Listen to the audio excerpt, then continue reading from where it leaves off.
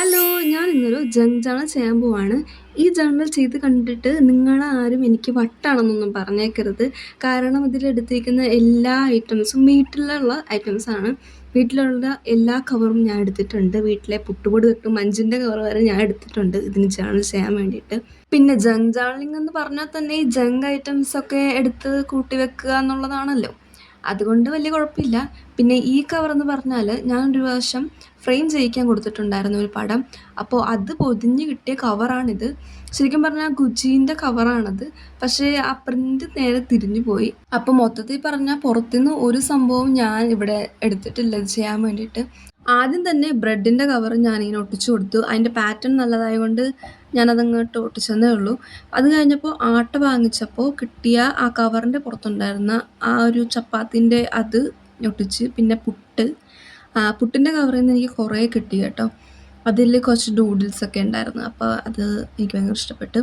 പിന്നെ പുട്ടിൻ്റെയും ഒക്കെ എല്ലാത്തിൻ്റെയും സംഭവങ്ങൾ വെച്ചിട്ടുണ്ട്.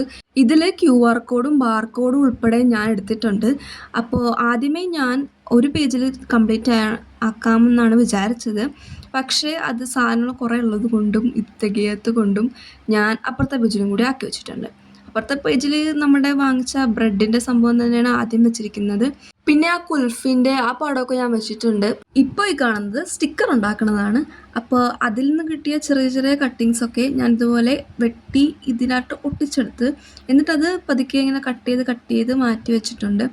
എന്നിട്ട് അത് നമ്മൾ ഇതുപോലെ റാൻഡമായിട്ട് ഇതിൻ്റെ ചുറ്റും ഒന്ന് ഒട്ടിച്ച് കൊടുത്ത് അപ്പോൾ ശരിക്കും ഒരു സ്റ്റിക്കർ ഒട്ടിക്കുന്ന പോലെ തന്നെ എഫക്റ്റ് കിട്ടുന്നുണ്ട്. അതുകൊണ്ടാണ് ഞാൻ പറഞ്ഞത് സ്റ്റിക്കർ ഉണ്ടാക്കുന്നതെന്ന്. പുട്ടുപൊടീൻ്റെ കവറിൽ നിന്ന് കിട്ടിയ ഡൂഡിൽസൊക്കെ എനിക്ക് ഭയങ്കര ഇഷ്ടപ്പെട്ടെന്ന് ഞാൻ പറഞ്ഞിരുന്നല്ലോ. അപ്പോൾ ആ ഡൂഡിൽസൊക്കെയാണ് മെയിനായിട്ട് ഇതിൽ ഒട്ടിച്ച് വെച്ചിരിക്കുന്നത്.